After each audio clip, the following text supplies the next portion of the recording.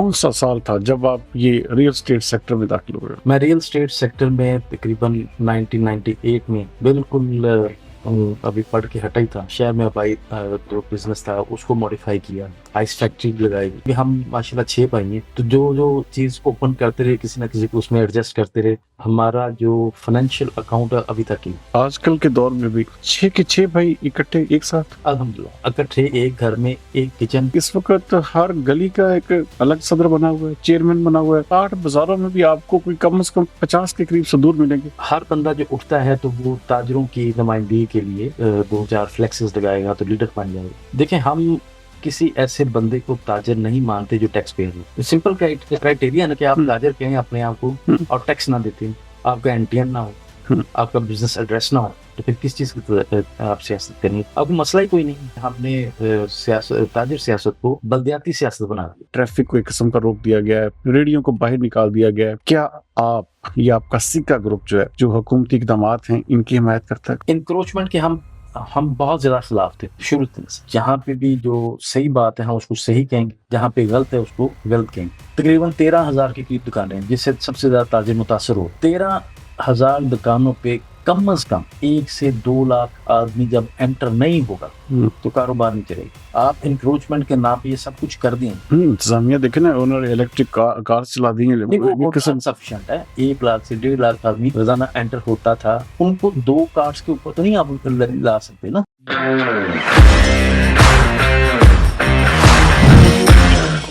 Podcast with सरदार अमीन जितोई में एक बार फिर खुशामदीद नाज़रीन। आज जिस पर्सनैलिटी को हमने अपने पॉडकास्ट पे मदऊ किया है, इनका ताल्लुक ताजर बरादरी से है और यंग ट्रेडर्स के ये इस वक्त पूरे फैसलाबाद में एक जिसे कहते हैं कि वेल नाउन और इंतहाई रिप्यूटेबल पर्सन जाने जाते हैं। सुहेल न्याज तूर आज हमारे पॉडकास्ट के मेहमान हैं। तूर साहब, वेलकम टू द शो। कैसे हैं आप? ठीक ठाक हैं? बिल्कुल ठीक, शुक्रिया। आपकी रिप्यूटेबल के हवाले से मैंने इसलिए कहा क्योंकि आपकी बहुत अच्छी शोहरत है। आप ताजरों की काज के लिए और ख़ास तौर पर यंग ट्रेडर्स को एक किस्म का यूनाइट करने के लिए बड़ा अहम रोल प्ले इस वक्त कर रहे हैं। आपकी इस जर्नी की तरफ तो मैं जाऊंगा, लेकिन सबसे पहले ये हमें बताइएगा कि सुहेल न्याज तूर की इब्तिदा कहाँ से हुई, कहाँ पर पले बढ़े और शुरुआत कहाँ से हुई? बिस्मिल्लाहिर्रहमानिर्रहीम। मैं फैसलाबाद में मेरी पैदाइश है और जो आबाई घर है मेरा वो झानी बाजार में है और अभी भी अल्हम्दुलिल्लाह है। तो 8 बाजारों की ही मेरी जो है परवरिश इसी इन बाजारों में ही हुई है। तो इस हवाले से तभी इनके मसाइल को ज़्यादा बेहतर तरीके से समझ सकता हूँ। तो एजुकेशन मैंने जो प्राइमरी से लिटिल एंजल्स में पढ़ा हूँ, फिर सेंट पीटर्स में, फिर मैंने मैट्रिक किया government Pakistan model high school तरीखी हमारा जो है। उसके बाद गवर्नमेंट कॉलेज ऑफ साइंस, फिर मैंने एमबीए किया Canadian institute of management sciences Lahore से। तो ये उसके बाद कुछ अर्सा जॉब की, उसके बाद बिजनेस में। अच्छा, बिजनेस में कैसे आए? कैसे इस तरफ ज़हन कैसे आया? आपने एमबीए भी किया, उसके बावजूद? एमबीए करने के बाद मैं जॉब करता था इब्राहिम ग्रुप में और अच्छी सैलरी थी, लेकिन इसके साथ थोड़ा सा रियल एस्टेट में आया। तो वहाँ पे जो एक वो जंप लगे तो उसके बाद फिर सोच लिया कि ट्रेडिंग करनी है, बिजनेस करना है। तो यही सही रास्ता है और अल्लाह ताला ने बहुत बरकत दी इसमें। मैं समझता हूँ कि बड़ा अच्छा फैसला हुआ और अल्लाह ताला खुद ही राह दिखाते हैं। तो जो अल्लाह ताला ने मेरी राह मुतय्यन की थी तो उसी राह पे हम चलते रहे, आगे चलते रहे। कौन सा साल था जब आप ये रियल एस्टेट सेक्टर में दाखिल हुए? मैं रियल एस्टेट सेक्टर में तकरीबन 1998 में बिल्कुल अभी पढ़ के हटा ही था। ऑलमोस्ट 26-27 साल का अर्सा। बिल्कुल 26-27 साल और मैं उसमें एंटर हुआ। उसके बाद मल्टीपल बिजनेस में शहर में भाई जो बिजनेस था उसको मॉडिफाई किया। फिर एक आइस फैक्ट्री लगाई, फिर उसके साथ साथ मुख्तलिफ डिस्ट्रीब्यूशंस हैं उसके साथ काम किया। क्योंकि हम माशाल्लाह 6 भाई हैं तो मैं सबसे बड़ा हूँ। तो जो जो चीज ओपन करते रहे किसी ना किसी को उसमें एडजस्ट करते रहे और अल्हम्दुलिल्लाह हमारा जो फाइनेंशियल अकाउंट है अभी तक ही। जबरदस्त। आजकल के दौर में भी 6 के 6 भाई इकट्ठे एक साथ। अल्हम्दुलिल्लाह इकट्ठे एक घर में एक किचन हुँ, और एक फैमिली की तरह। बहुत ज़बरदस्त। ये मेरे ख्याल में फैसलाबाद में शायद ये एक बेहतरीन मिसाल और शायद ये वन ऑफ द बेस्ट जो एग्ज़ाम्पल्स। ये बस माँ-बाप की दुआएँ हैं, हुँ, उनकी तरबियत है। हुँ, तो अल्हम्दुलिल्लाह एक एक घर में हुँ, हम रहते हैं हुँ, और हमारा बिज़नेस भी इकट्ठा है। हुँ, दो कि हमारी ड्यूटियाँ डिफरेंट हैं, हुँ। लेकिन बिज़नेस हमारा सारा तकरीबन माशाल्लाह इकट्ठा है। रियल एस्टेट सेक्टर में ख़ास तौर पे इस वक़्त बड़ा ही स्लंप है। बहुत ही ज़्यादा इस वक़्त ऑलमोस्ट आप समझ लें कि जो भी बंदा रियल एस्टेट से एक किस्म का रिलेट कर रहा है, तो वो डाउनफॉल का शिकार है। ये कब से है और आप कब समझते हैं कि ये जो है ये बेहतर हो जाएगा? मैं समझता हूँ कि जो पिछली हुकूमत थी, इसने जब एमनेस्टी दी, तो उससे तकरीबन जो सारा सरमाया था, वो सारा रियल एस्टेट में आ, हुँ, जिससे जो मुल्क की इकॉनमी है, उसका बेड़ा गर्क हुआ। हुँ, लेकिन उसके बाद ये गवर्नमेंट आई, तो उसने काफ़ी ज़्यादा इस पे टैक्सेस लगा दिए और रियल एस्टेट के बिज़नेस को मुश्किल कर दिया। तो ये भी हल नहीं होता। हुँ, हल ये होता है कि आप हर बिज़नेस को रेगुलाइज़ करें, हर हर सेक्टर जो है, हुँ, वो फ्लरिश करे। हुँ, रियल एस्टेट के साथ सिर्फ रियल एस्टेट नहीं, उसके साथ 40 मुख्तलिफ इंडस्ट्रीज़ हैं हुँ, और सबसे ज़्यादा जो अ, दिहाड़ीदार मज़दूर है, हुँ, वो रियल एस्टेट सेक्टर चलेगा तो उसका रोज़गार चलेगा। हुँ, मज़दूर है, तरखान है, कुछ स्टील का काम हुँ, करता है, एल्युमीनियम का काम करता है, वो दिहाड़ीदार है सारे। हुँ। तो जो लेबर है, वो इससे ज़्यादा मुतासिर है। नए-नए टाउन्स बन रहे हैं, नई-नई कॉलोनीज़ जो हैं वो हमें देखने को मिल रही हैं। यानी प्रोजेक्ट्स भी अनाउंस होते हैं, लेकिन कुछ अरसे के बाद वो फेल हो जाते हैं। इसकी फेलियर की क्या वजह है? हमारी बदकिस्मती है कि हमारे जो अदारे हैं, जो उनका करैक्टर होना चाहिए, वो बिल्कुल नहीं। हुँ, एफडीए को जिस तरह फ़ाल होना चाहिए, वो बिल्कुल नहीं। हुँ, आप लंदन देख लें कि उन्होंने पहला अपना जो बाईपास बनाया 20 किलोमीटर पे फिर 80 किलोमीटर पे। हुँ, जो भी उनके पास अपनी कल्टीवेशन लैंड लेकर गया, उसका मैप पहले ही ड्राइंग था। हुँ, उन्होंने कहा कि इसके मुताबिक आप सड़कें छोड़ेंगे, ये आपके प्लॉट बनेंगे, ये आप बना लें।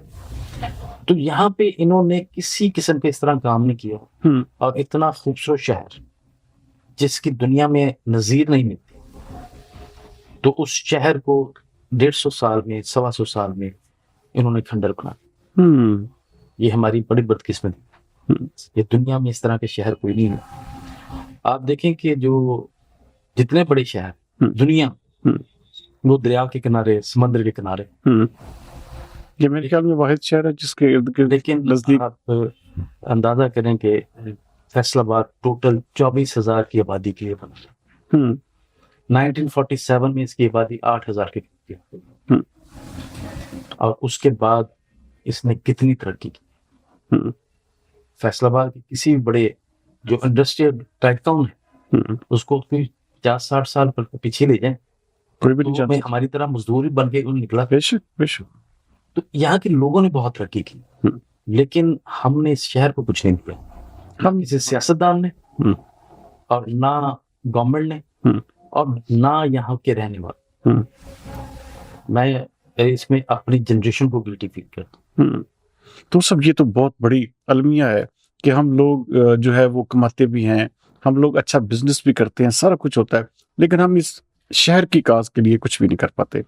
अच्छा, लेकिन मैं आगे बढ़ूँगा। आप इस वक़्त पूरे फैसलाबाद पे यंग ट्रेडर्स को उसको रिप्रेज़ेंट कर रहे हैं। क्या इसके पीछे क्या लॉजिक्स हैं कि आप रियल एस्टेट से किस्म का आपने टोटल उस तरफ टर्नओवर ले लिया कि जैसे आम से ताजर, छोटे ताजरान हैं, उनकी भी नुमाइंदगी आप कर रहे हैं?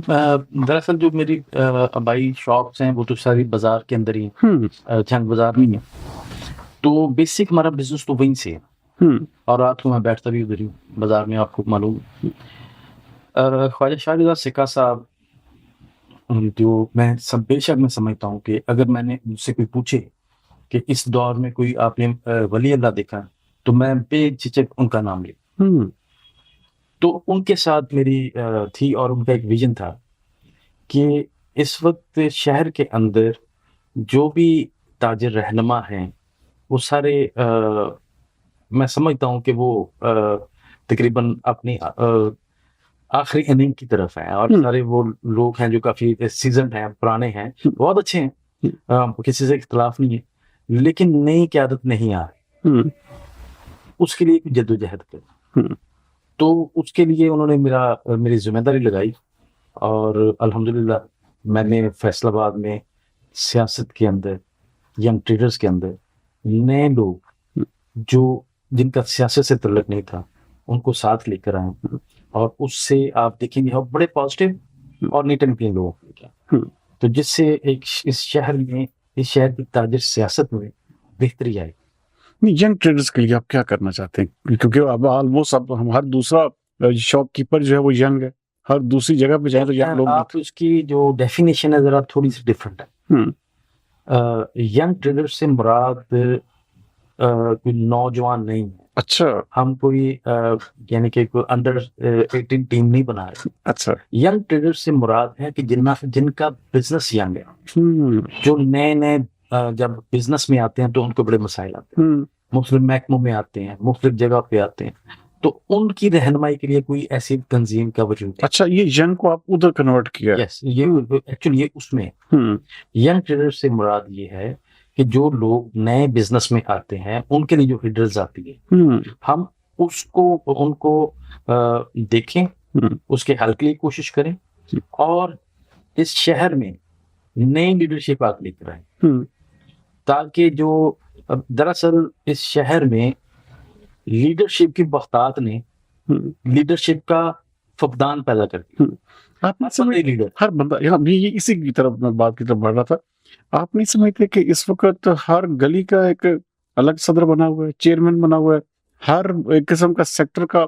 अब 8 बाजारों में भी आपको कोई कम से कम 50 के करीब सदूर मिलेंगे, तो ये क्या वजह है? देखिए, इस वक्त जो तंजीमें हैं, 2-3 तंजीमें चल रही हैं, जो सबसे ज्यादा इलेक्टेड जो सदर हैं, सदूर हैं और जितनी ताजिर तंजीमें हैं वो हमारे साथ एफिलिएटेड हैं। उसमें गला मंडी हो गया, सूतर मंडी हो गया, तो ये जो बड़ी तंजीमें हैं ये सिका ग्रुप के साथ एफिलिएटेड हैं। सब्ज मंडी, गुलाम अहमदाबाद हो गया।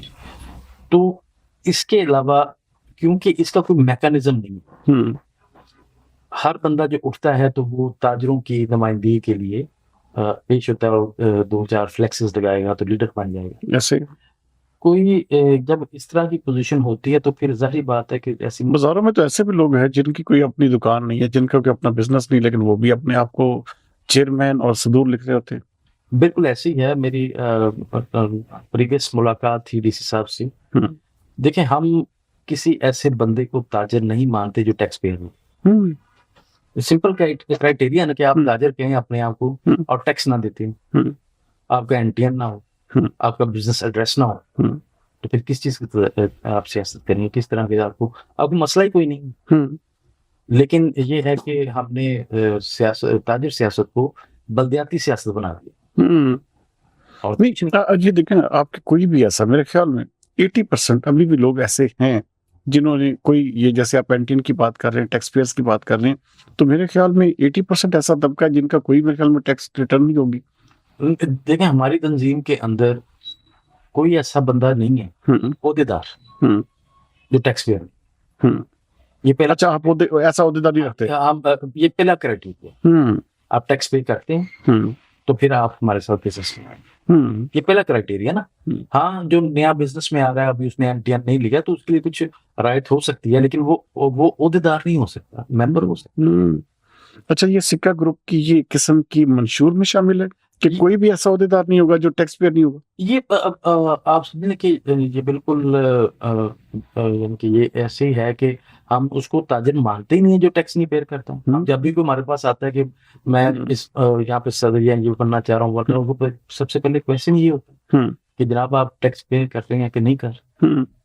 अच्छा, एक चीज और, इस वक्त बाजारों में जो है एक बड़ी और तरह की कैफियत चल रही है कि जो कभी भी फैसलाबाद की तारीख में कम से कम ऐसा नहीं हुआ कि यहाँ पे जो जिस तरह से बंद किया जा रहा है, ट्रैफिक को एक किस्म का रोक दिया गया है, रेडियो को बाहर निकाल दिया गया है। क्या आप या आपका सिक्का ग्रुप जो है, क्या इस जो हुकूमती इक़दामात हैं इनकी हिमायत करता है? देखें, सबसे जो पहली बात है कि हम मशहूर हैं सीएम पंजाब मरियम नवाज साहिबा के और नक्शा साहिबा के, डीसी साहब के, और उनकी जो नीचे टीम है, सीओ साहब हैं, सीसीटी हैं और डिप्टी सीओ। इंक्रोचमेंट के हम बहुत ज्यादा खिलाफ थे शुरू से, क्योंकि इस इंक्रोचमेंट की वजह से फैसलाबाद का जो हुस्न भी मांद हुआ है और फैसलाबाद के अंदर फैमिली शॉपिंग के लिए आना बंद हो गई 8 बाजार। तो उनको किस तरह अट्रैक्ट करना है? तो सबसे जो बड़ी बात है कि फैसलाबाद का जो क्लॉक टावर और ये जो यूनियन जैक का नक्शा है, ये दुनिया में 2 जगह पे जो जमीन पे यूनियन जैक का, एक मिस्र में है गालबन और एक फैसलाबाद लालपुर। हमने अपने इस इनहेरिटेज को रिस्टोर कैसे? हम तो जैसे हमारी जिंदगी गुजर गई बेशक आज से 200 साल बाद, 300 साल बाद, क्या हम प्रेजेंट कर सकते थे इस तरह के फैसलाबाद को जहाँ पे सिर्फ गंदगी हो, ये हो वो? तो ये इनकी मेहरबानी है कि इन्होंने इसको रिस्टोर किया। और मैं समझता हूँ कि आप 47 का जब नक्शा है उसको उठाएं और उसको पूरी तरह बहाल करें, तभी इसकी खूबसूरती वाज़ेह हो। यहाँ पे बहुत सारी जगहों पे, हुकूमती जगहों पे कब्जा हुआ कि जाली रजिस्ट्री कराई हुई, किसी ने कुछ किया होगा और उसको किसी तरीके से कुछ जगह पे इनको हिडल आएगी तो मुतबादल जगह देकर मैं नहीं चाहता हूँ कि कोई किसी का रोजगार। अच्छा, ताजिर जो है वो बहुत सारे ये डिमांड करते हैं कि जी हमें इतने फुट जगह दी जाए। अच्छा, वहां पे जो फुट जगह मांगते हैं वहां पे वो लोग बिठाते हैं, उनसे पैसे वसूल करते हैं।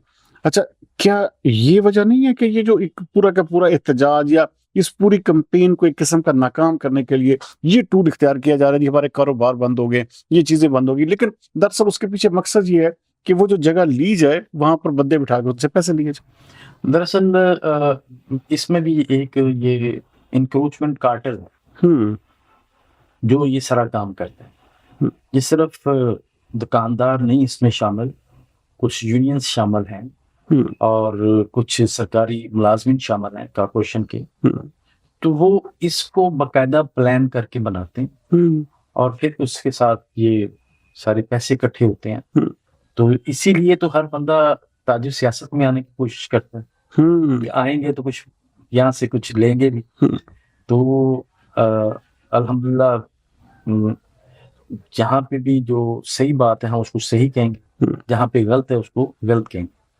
मैंने जो मेरी ख्वाहिश है कि जो लोग यहाँ पे रेडी छाबी लगाते हैं, हुकूमत उनके लिए मुतबादिल जगह का अरेंज करे और कुछ एक बाजार ऐसा जरूर होना चाहिए, कम से कम एक बाजार ऐसा जरूर होना चाहिए जहाँ पर ये कल्चर भी बड़ा पूरी दुनिया में बड़े बड़े शहरों में है। नॉर्थ सिटी का ये हुस्न है कि वहाँ पे इस तरह की शॉपिंग होती है। हम उसको ऑर्गेनाइज कर सकते हैं, उसको प्लान कर सकते हैं, तो उसके साथ हम उसको कर सकते हैं। और हमारी ख्वाहिश है, हमारी रिक्वेस्ट भी है कि इसको ऑर्गेनाइज करें। अच्छा, 8 बाजारों में तो ऐसी कोई जगह नहीं है कि जहाँ पे इसको एडजस्ट किया जा सके। इसके लिए जारी बात एक नया बाजार एक किस्म का बसाना पड़ेगा या लगाना पड़ेगा। इसके लिए देखिए, बात सुनिए, जो इस वक्त पोजीशन है 8 बाजारों को हमने बंद कर दी। तकरीबन 13,000 के करीब दुकानें हैं जिससे सबसे ज्यादा ताजिर मुतासर हो। 13,000 दुकानों पे कम अज कम 1 से 2 लाख आदमी जब एंटर नहीं होगा तो कारोबार नहीं चलेगा। आप इंक्रोचमेंट के नाम पे ये सब कुछ कर दें, लेकिन ये भी फिर आप इंतजामिया की जिम्मेदारी है कि उन लोगों को कैसे अट्रैक्ट करना है कि वो यहाँ पे आके शॉपिंग करें। इंतजामिया देखे ना, उन्होंने इलेक्ट्रिक कार चला दी है, वो सफिशिएंट है। अब मैंने कहा कि 1 लाख से 1.5 लाख आदमी रोजाना एंटर होता था, अब उसकी तादाद काफी कम होगी। तो वो उनको 2 कार्स के ऊपर तो नहीं आप ला सकते ना, ठीक है ना। तो वो उसको वेल प्लान करना पड़ेगा। अगर आप उसको कर रहे हैं तो मुझे उम्मीद है कि इनके पास प्लानिंग होगी। इसी वजह से मैं कह रहा था और मेरी बड़ी ख्वाहिश थी और बड़ा हमें बारहा का कि आप एक बाजार को आप मॉडल करें और वहां पे सारी जो आप अपना जो सोच है, जो माइंड है, उस पर अप्लाई करें तो लोग खुद ही इंक्रोचमेंट के खिलाफ हो जाएंगे। वहां पे लोग आएंगे, वहां पे जब उनको ये मॉडल मिलेगा। लेकिन वो इंतजामिया तो इसलिए कर रही है कचहरी बाजार को, वो कह रहे हैं कि हम इसको मॉडल बाजार बना। आपने पहले स्टार्ट में सारा ही एकदम इंक्रोचमेंट खत्म करनी स्टार्ट किया, 8 बाजारों में एकदम ऑपरेशन कर एकदम हर जगह पे, हम्म। इधर भी इधर भी इधर भी। इससे ये हुआ है कि वो एकदम वो जो डर खौफ का माहौल वो पैदा हो गया। और मुख्तलिफ तरह की अफवाहें जो है फैल रही हैं कि कारोबार बंद हो गया और ये हो गया। और फिर आपने बाजार बंद किए विदाउट प्लानिंग। हम्म करते तो पहले उसका अरेंजमेंट करते ना। जो आज टायर ब्रस्टर लग रहे हैं तो उसमें ये कोई रॉकेट साइंस है। पहले उसको लगाते, उसको उसके मुताबिक सारी चीजें करते हैं। पहले पार्किंग बनाए। अब जब 1 लाख बंदे ने एंटर होना है शहर के अंदर, तो आपको अंदाजा होगा कितनी पार्किंग चाहिए। कभी कैलकुलेट किया? नहीं, अब तो वो पार्किंग के लिए उन्होंने 13,000 दुकानों का मतलब बताऊं क्या? 13,000 दुकानों का मतलब है कि कम से कम 26,000 26,000 कम से कम मोटरसाइकिल की पार्किंग चाहिए। मिनिमम की बात कर रहा हूं। और 13,000 दुकानों का मतलब है कम से कम 8,000 गाड़ियों की पार्किंग चाहिए। कैलकुलेट करके बैठते हैं और देखेंगे आपने इतनी पार्किंग बढ़ा दी। क्या आपकी इस हवाले से इंतजामिया के साथ कोई सैर हासिल, कोई गुफ्तगू या मीटिंग्स हुई? देखिए, मैं डीसी साहब से भी मुलाकात होती है, डीसी साहब भी, और ये बड़े एफिशिएंट हैं। मैडम फिरदौस आजमी फिरदौस साहब भी बड़े एफिशिएंट हैं। बात ये है कि एक साफ सुथरा पंजाब के प्रोग्राम आया और उसमें उन्होंने काम किया, हम उसको अप्रिशिएट करते हैं, इंक्रोचमेंट। लेकिन इसके साथ साथ उसके जो आफ्टर इफेक्ट्स आएंगे, जो चीजें उसके साथ चाहिए, लाजमात चाहिए, उसके लिए भी तो वो काम करे ना। बेशक। हमें उसके लिए भी हमने ये सब चीजों को बहाल भी तो करना है ना। यहाँ सिर्फ आप 8 बाजारों को मॉन्यूमेंट बना के रख देंगे और लोग आए सिर्फ उसको देखने के लिए, और वहां पे कुछ भी ना हो, ये भी तो नहीं होना। बिजनेस जो है वो भी चलना चाहिए। उसको एनहांस कैसे किया जाए, इस हवाले से नाज़िर की बात चाहिए कि छोटा सा ब्रेक लेंगे। ब्रेक के बाद दोबारा तूर साहब से आपकी मुलाकात करवाते हैं।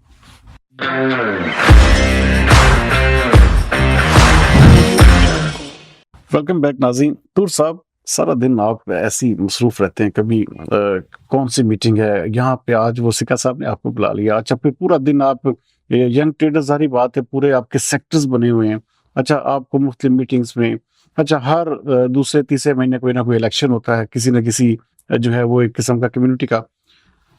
ऐसी कौन सी हॉबी, ऐसा कौन सा काम है जो रोजाना की बुनियाद पर आप करते हैं? बिल्कुल टिपिकली लाइफस्टाइल है। रात 9 साढ़े 9 बजे घर जाता हूँ, तो फिर हम भाई बैठ के आपस में गपशप करते हैं 1:30-2 बजे तक। कभी लूडो खेलते हैं, कभी ताश खेलते हैं। घर के अंदर आपस में भाई बैठ के मिले। भाई मेरा पहले मैं बैठता था बाजार के अंदर, जंग बाजार में। फिर हमारा एक डेरा था मुस्लिम नून का, कचहरी बाजार। अकरम खान मरून साहब, ख्वाजा इस्लाम साहब वहाँ पे आते थे, जय शेरली साहब आते थे, तो वहाँ पे सियासी डिबेट्स वगैरह होती थी। अब शहर के अंदर इस तरह का माहौल रहा नहीं है, तो इसलिए अब सिर्फ घर पे होता हूँ, या कोई दोस्तों की मीटिंग होगी तो चला गया, नहीं तो अदरवाइज। अच्छा, हॉबी यही है कि 9 बजे के बाद 9:30 बजे को भाइयों के साथ बैठ और भाइयों को टाइम दे, फैमिली को टाइम। खाने में क्या पसंद करते हैं? नहीं, अब वो पसंद नापसंद वाला टाइम गुजर गया है। अच्छा। नहीं, अपने आप को बूढ़ा तस्लीम कर रहे हैं? नहीं, बूढ़ा तस्लीम नहीं कर रहे। आप एक खास एज के बाद आपको अपनी डाइट कॉन्शियस होना चाहिए।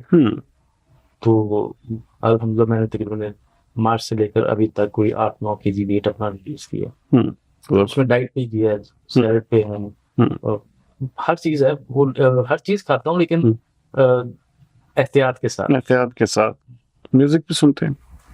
म्यूजिक भी पहले बहुत सुनता था। आप गाड़ी में कहीं लॉन्ग ड्राइव पे हूँ, शहर से बाहर जा रहा हूँ, तो उस वक्त हो जाता है। किसको सुनते हैं? ज्यादा पसंद कौन है? ज्यादा जो नुसरत फतेह अली खान को बहुत, राहत को लाइव भी, और उसमें बड़े सॉफ्ट स्पोकन है आप, बड़ी एक हम्बल सी तबीयत है आपकी। जिंदगी में कभी मोहब्बत भी हुई? तबीयत में जो हम्बल होता है ना, तो ये मोहब्बत और इश्क की वजह से होता है। तो ये कोई शख्स ऐसा नहीं है जो इसके बगैर हो। तो कुछ मोहब्बतें सिर्फ मोहब्बतें ही रहनी चाहिए जो सारी जिंदगी आपका साथ रहे। तो अगर वो हासिल हो जाए तो शायद उनकी उस तरह कदर ही ना रहे। इसका मतलब मोहब्बत हासिल नहीं हुई? नहीं, वो मोहब्बत हासिल होनी नहीं चाहिए, ना। होती है अमूमन। हम्म, आपकी फैसिनेटिंग है, आपके तख़य्युलात में होता है। हम्म, तो जब बाकी जब अगर हासिल हो जाए तो बंदे तो हमारे जैसे ही होते हैं सारे, हम्म, और उसकी रूटीन ऐसी होती है, तो फिर वो मोहब्बत रहती नहीं है आमतौर पे। हम्म। अच्छा, मैं आऊंगा इस तरफ ही। ये जो नए अभी आप देखा कि बाजारों में नए बोर्ड्स, एक थीम नया जो है ना, इंतजामिया हमारी तरफ करवा रही है, एक कलर स्कीम है और इसी तरह के बोर्ड्स जो हैं सारी दुकानों पे। अच्छा, कोई जैसे मिसाल के तौर पे कोई मुर्ग पुलाव वाला वो भी एक है, कपड़े वाला वो भी एक है, अच्छा मोबाइल वाला वो भी एक है। तो इसको क्या क्या समझेंगे, क्या कहेंगे इसके हवाले से? एक्चुअल बात ये है कि जो हमारी इंतज़ामिया है, हम्म, अ, ये इनकी एजुकेशन नहीं है इसको, हम्म, ये एडमिनिस्ट्रेशन पे इनका है, हम्म, और मार्केटिंग में, और जो दुनिया में ट्रेंड्स चलते हैं। हम्म, मैं समझता हूँ कि कुछ उनमें नॉलेज होता है, लेकिन उसको इन डेप्थ नहीं होता। हम्म, इसमें कोई शक नहीं कि आप बायलॉज बनाएं, कवानीन बनाएं हम्म, कि इस ऊंचाई पे इतने फुट चौड़ा बोर्ड लगेगा। हम्म, हर बंदे की अपनी आइडेंटिटी है, हम्म, तो उसके मुताबिक लगना चाहिए। दूसरी बात, जो डिजाइन किया है तो डिजाइन करें उसको साथ ही। तो ये डिजाइन के अंदर एक फॉल्ट है कि ये एक जैसे लग जाएंगे, 2-3 माह बाद ये सारे वाइट कलर की बैकग्राउंड है, हम्म, और ग्रीन, जब इसमें लाइट आएगी तो कुछ एक आंधी आएगी, 2 आएगी, तो ये सारे डल हो जाएंगे। हम्म, इसको रिप्लेसमेंट के लिए बोर्ड उतार कर फिर रिप्लेस करेंगे, हम्म, अगर इसको खूबसूरत रखना है। दूसरा हल ये था कि इसकी डिजाइन इस तरह हो जैसे पूरी दुनिया में है, हम्म, कि इसके अंदर रेलिंग लगी हो, आप फ्लेक्स निकालें, नई फ्लेक्स लगा दें, हम्म, ताकि एक दफा ही बने जो बने। बेशक। तो वो चेंज ऑफ बिजनेस भी होता है, चेंज ऑफ प्रोप्राइटर भी होता है। हम्म। तो वो सिर्फ उसको एक काम अच्छा, बाहर के ममालिक में तो एक वो प्लेट सी होती है, वो प्लेट डाली, वो निकाल दी, वो निकाली। वो फ्लेक्सी हम्म, होती है, वो उसकी हम्म, रेलिंग लगी होती है, तो उसको एडजस्ट करते हैं बस उसमें। अच्छा, आप समझते हैं कि रेलिंग वाला बोर्ड होना चाहिए? उसके अंदर वो इसको बनाया जा सकता है, कोई रॉकेट साइंस। हम्म, हम्म। आप उसके अंदर सिर्फ आपने सजेशन दी ये इसलिए इन सब में? मैं कोशिश कर रहा हूँ कि मैं 1-2 बोर्ड बनाऊं, हम्म, और बना के फिर उनको स्पेसिफिक दूं कि आप इस तरह लें। और मैं हम्म, समझता हूँ कि इंतजामिया को ये चाहिए कि आप स्पेसिफिकेशन दें, हम्म, आप उसके बाद बाइलाज बना दें कि कैसे एडवर्टीजमेंट कोई बंदा कर सकता है। हम्म, मुझे आप बताएं कि अगर कोई बंदा एसएमडी स्क्रीन लगाना चाहे, हम्म, आपको उसमें क्या गुंजाइश दी है? हम्म, उसको भी आप कानून के बगैर छोड़ देंगे, पूरी पूरी दीवार कर लेंगे, या उसके लिए हर दुकान के लिए शॉप मखसूस करेंगे, या कल ये यहाँ पे एसएमडी स्क्रीन आनी है, क्योंकि ये फ्लेक्स तो खत्म हो गई, हम्म, ऑब्सोलेट हो गई सर। बेशक।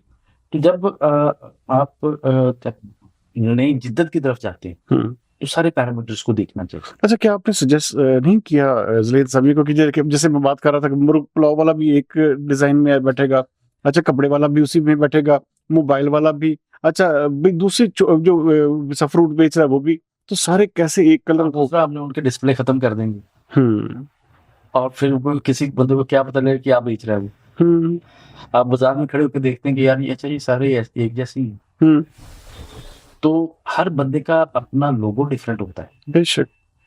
गुंजाइश नहीं उसके अंदर, हम्म, ठीक है ना? आप सिमेट्री चाहते हैं तो उसको, उस सिमेट्री को भी डिजाइन करें। हाँ, इतना पोर्शन एक जरूर रखें कि ताकि वो डिस्क्राइब कर सके कि ये मेरी, क्या business? हाँ, या ये क्या बिजनेस क्या है। Business। अच्छा, ये एक और चीज इसके ऊपर सवाल ये पैदा होता है कि अब जैसे आप बात कर रहे थे कि लोग सिर्फ देखने दिखाने के हद तक रह गए हैं, और लोग जो है वो एक किस्म का अट्रैक्ट नहीं होंगे, बिजनेस जो है वो फ्लरिश नहीं करेगा, फ्लॉप होना शुरू हो जाएगा। लोगों को अट्रैक्ट करने के लिए, कस्टमर्स को इंटरेक्ट करने के लिए ऐसे कौन से टूल्स हैं जो आपने मार्केटिंग में एमबीए भी किया होगा, आप कौन से ऐसे टूल्स सजेस्ट करेंगे कि ज्यादा से ज्यादा तादाद में कस्टमर्स वहां पर आए, ज्यादा से ज्यादा तादाद में लोग वहां पे शॉपिंग करने के लिए, एक किस्म का शॉपिंग करने के लिए वहां पहुंचे? तो ऐसे क्या टूल्स हैं, ऐसे क्या आपके पास स्ट्रेटजी है कि जो आप ज़रा इंतजामिया को दे? देखिए, हमारे 4 बड़े बाजार हैं। हम्म, जब आप इंक्रोचमेंट खत्म कर देते हैं, तो अभी हमारे पास इलेक्ट्रिक बसें आ रही हैं फैसलाबाद में, ठीक है। तो क्यों नहीं हम उनका रूट क्लॉक टावर से बना, हम्म, एक बाजार से एंटर हो, दूसरे बाजार में गुजर निकल जाए। जो शॉपकीपर है वो अपनी मोटरसाइकिल पे क्यों आएगा? वो अर्बन ट्रांसपोर्ट और रीजनेबल हो, हम्म, पुरवकार हो, तो वो अर्बन ट्रांसपोर्ट पे या गाड़ी पे आए, तो अपना दुकानदारी करे, वो उसमें बैठ के चले गए। हम्म, तो वो, ये पूरी दुनिया में इस तरह का सिस्टम। तो हमें बहुत अच्छी सजेशन है आपकी। उसके लिए मैनेज करनी पड़ेगी सारी चीज़ें कि कैसे इसको करें, अट्रैक्ट कैसे करें। अभी रेल बाज़ार का मसला आया हुआ है। रेल बाज़ार में तो उनका मसला ये है कि हम गाड़ी तो एंटर नहीं होने देंगे, मोटरसाइकिल एंटर नहीं होने देंगे और वो गोल्ड मार्केट है। कोई बंदा पैदल पैसे लेकर नहीं आएगा, कोई गोल्ड पैदल गोल्ड लेके नहीं जाएगा, और जो जाएगा, जो हमारे इस वक्त जराइम की रेशियो है, जो इस वक्त अमन अमान की पोजीशन है, तो वो तो टोटल रिस्क पे होगा। हम जब इंतजामिया के साथ हर चीज में उनके साथ मदद करने को तैयार हैं, इन मसाइल के हल को एड्रेस भी तो वो करें। इसका क्या हल कर निकालें, खुद निकालें। ये बहुत बड़ी बात की तरफ आप इशारा कर रहे हैं। बैठकर बात करें, उनका भी हल निकालें। इंक्रोचमेंट खत्म करने का मतलब कतन बिजनेस खत्म करना नहीं होना चाहिए। बेशक। मुझे एक बात डीसी साहब की बहुत अच्छी लगी कि आप जो थोक मार्केटिंग के हम उसको बाइक जगह देते हैं, वहां पे लेके जाएं। ये आधे दिन मरले की दुकान में बैठे हैं बड़े बड़े बिजनेसमैन, तो वहां पे उनके वेयर हाउसेस साथ हों, बड़ी डिस्प्ले साथ हो, तो उनकी मार्केट में तो ये चल जाएगा। लेकिन जो परचून की मार्केट है, वहां पे बंदे किस तरह अट्रैक्ट करने हैं, मुझे इस बात की समझ नहीं आ रही कि 2 लाख बंदे को आप 2 कार्ड्स के ऊपर फैसलाबाद में कैसे, शहर के अंदर कैसे ला सकते हैं। हाँ, शहर के अंदर हमारी जो बड़ी टेक्सटाइल मिलें हैं, उनके साथ फेयर प्राइस शॉप्स बनवाएं, उनसे मिलके, उनके सबके ऑफिस हैं, उनके पास शॉप्स हैं यहाँ पे काफी, उनको उनकी डिस्प्ले बनाएं और फेयर प्राइस शॉप्स बनाएं, उसको एडवर्टाइजमेंट करें। पूरे पाकिस्तान से लोग आएंगे, पाकिस्तान से बाहर से लोग आएंगे। हमारे एक बड़ा खूबसूरत गुरुद्वारा है इधर कचहरी बाजार, जहाँ पे पाकिस्तान मॉडल हाई स्कूल है, हम उसको बहाल करें। जब हम सिख जो हमारे भाई हैं जब आते हैं पाकिस्तान में, तो वो लालपुर भी चक्कर लगाएं। खालसा कॉलेज था, उसकी असल चीजों को बहाल करें। पहले भी ख्वाजा शारदा सिक्का साहब ने जो हमारी जो तारीखी इमारत हैं कुछ, उनको पेंट करवाया था। घंटाघर के साथ लालपुर की एक पूरी तारीख लिख के लगाई थी, तो पता नहीं क्या वजह उसको उखाड़ दिया गया। हम फिर भी मैं अंजुमन ताजदान सिटी रजिस्टर्ड सिक्का साहब की तरफ से कि जो हमारी तारीखी बिल्डिंग्स हैं, डिजाइन, पेंट का कलर इंतजामिया दे, हम उनको पेंट करके देंगे। हमारी ख्वाहिश है कि हम भी इस फैसलाबाद की खूबसूरती में कुछ हिस्सा डालें, तो फैसलाबाद की तारीख को डिस्प्ले करें। उसके साथ साथ शहर के कस्टमर्स की जो मैं बात कर रहा था, कस्टमर्स को कैसे बढ़ाए, कहाँ कैसे अट्रैक्ट, ये फेयर प्राइस शॉप्स प्लस आप फेयर प्राइस शॉप्स हैं शहर के अंदर। आप मैकडोनल्ड्स लेकर आए यस, जब जो फैमिलीज जो यहाँ पे आके शॉपिंग करना अपने आप को आजाद समझे। हमारे पास तो डीएचए राया बना है, हम क्यों नहीं उसके ऊपर काम करते। इतनी खूबसूरत चीजें हैं, इतना खूबसूरत आप बाजार जब उसको वॉकिंग के लिए ऊपर लेके जा रहे हैं, तो सिर्फ तो वहां पे क्यों नहीं हम इन चीजों पे क्यों नहीं लेके आ सकते। तो सब बड़ी स्पीडली आपने, खासतौर पर ये जो ताजर कम्युनिटी में आपने बहुत बड़ा अच्छा मुकाम अपना बनाया है, और मैं देखता हूँ आपको अक्सर, आप मुसलसल इस हवाले से ट्रैवलिंग कर रहे होते हैं। क्या विजन है, क्या गोल है सुहेल नियाज़ नूर का? क्योंकि मुझे लग रहा है कि अगले सिक्का साहब आप बनने जा रहे हैं, जो मुझे एक नजर आता है, जो चीजें जो आपकी वर्किंग जो है वो हमें दिखाती है। तो क्या विजन, क्या सोच, क्या है? सिक्का साहब फैसलाबाद के ही हैं, सदियों में लोग ऐसे पैदा होते हैं। यकीन करें कि वो जो कुछ कर रहे हैं आमतौर पे खासकर सरमायादार लोग नहीं करते। जिस तरह का उनका है, अल्लाह ताला उनको सेहत तंदुरुस्ती दे। सिक्का एक दिन में पैदा नहीं होता, उनकी पूरी हिस्ट्री है, 40 साल लगे हैं उनके ये मुकाम।